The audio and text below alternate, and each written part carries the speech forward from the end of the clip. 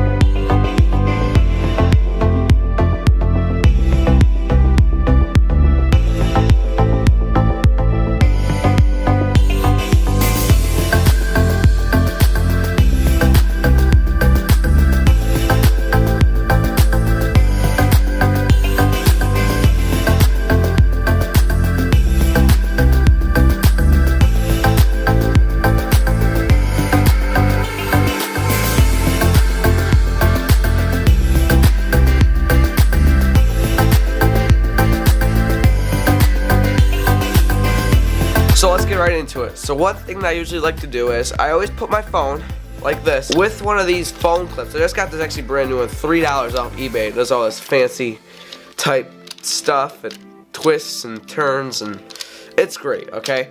But before I shot that, I shot this with this cheap one that actually ended up breaking, which was kind of a shame because it worked fine.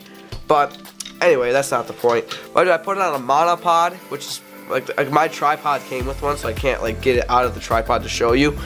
And yeah, the first thing I recommend is if you're shooting a subject, so say most of these shots it was me walking like through something or walking up something, whatever, I recommend you follow the subject. So okay, say in this shot you can see me walking, you can see how like the camera sort of follows me and it, like the stick passes over it out of focus.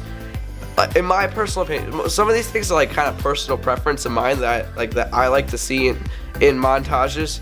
But that's one thing that I like to do. So you have the stick out of focus, which just sort of makes everything look pretty gnarly. And the fact that it follows me. And then there's another clip, I don't know if I still have it, I really hope I do, where I had it, so like I was walking up a hill, and then the sun was perfect at the time. So the sun sort of peaked in the shot and kind of blurred it all out. Well, not really blurred, but overexposed the entire shot. And it was a nice transition into the next one. I'll have to see if I still have that clip, because that clip was really good. I really like the look of it. But then there's something my phone really doesn't do a good job at, which is kind of like where I like to use my camera for it. And that's when I like to do portraits. Now, I haven't really used my camera to shoot like a subject. I've just used it to shoot like leaves and like random stuff like that. But my phone, if you want to do a portrait, okay, where you get like a nice depth of field in the background and stuff, I kind of wish my phone could do that a little bit more, because I did actually try doing a shot where it was me walking and being followed by the camera. Like I wasn't just like constantly going back, the camera was following me. And basically I tried getting that depth of field, but it didn't really work. But it actually ended up looking cool. And with color correction, it helps everything. Okay, that's also another thing.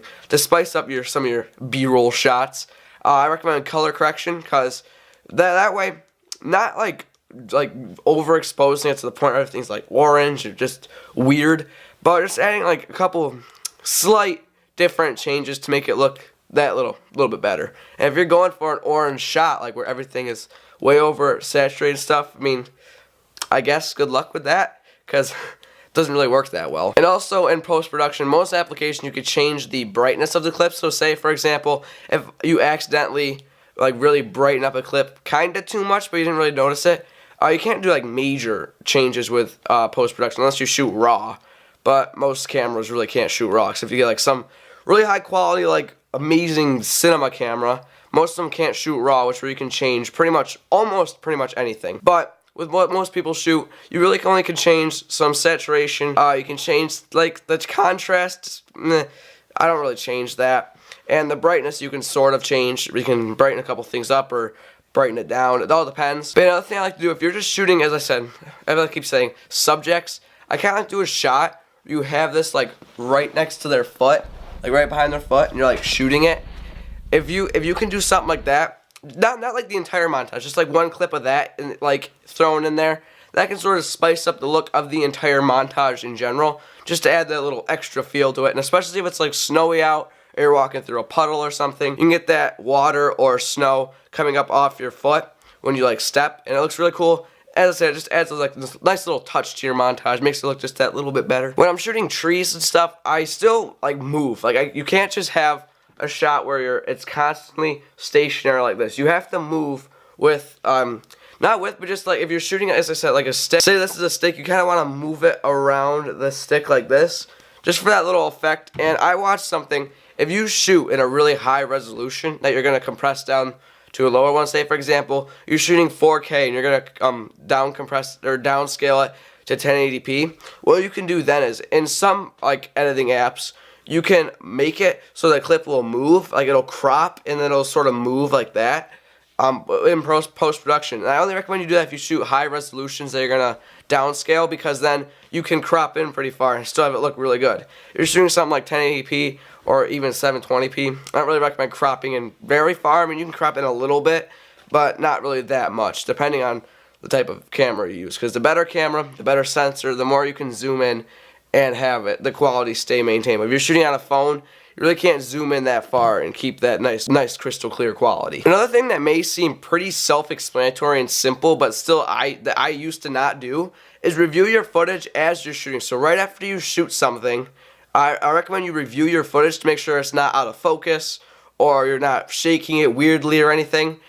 Just so you can double check, because when you get back to your editing station and you actually start and you realize there's an error in it, and you already are away from whatever you were shooting, you really can't go back there to shoot it. It's gonna kind of suck. I've had that happen a couple times where I go check it, like when I'm away from whatever I was shooting, and then it turns out to be out of focus, or it's really shaky, or sun was bleeding through the image the entire time, and it just, you really can't use it. The footage looks unusable, and it's not good. And that also leads to another point, stabilization. So as I said in the beginning, I use a monopod on my phone if I'm doing something like that. That just helps with stabilization when I'm shooting, because you can sort of grab it like this, or if you want to grab phone up here and the monopod, you can also use it with a mini tripod or a full-size tripod.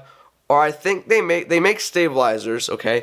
They have a clip like this where you can clip your phone in here, and it'll be on the stabilizer. Now they're pretty expensive, and if you're using a big one with like a bigger camera, then you're gonna have to balance it every time. You have to put it away and screw things and stuff. But with phone stabilizers, they're pretty simple. You clip it on. I think you probably still have to balance it, but it doesn't require any screws. Most of them are little small. They fit in a case, and they're really nice and portable, give you nice smooth shots. And with most cameras and phones nowadays, they have really good image stabilization, so it really doesn't matter. You can handhold it, just don't like shake a lot. Just if you can do something like this, then it'll look fine when you go to review the footage. So it'll look good, but stabilization definitely key. If you have a shaky footage, it usually doesn't look the best. Alright guys, that's pretty much going to end out the video here. Thank you all for watching. I'll see you guys in the next video. It is actually the different day, so I'm wearing different clothes. I forgot to record the outro yesterday. But thank you all for watching. I'll see you guys in the next video. Comment down below what you think. Make sure to subscribe if you aren't already. And I'll see you guys in the next video. Peace out. That was like actually kind of fast. I probably should slow it down, but it's too much work.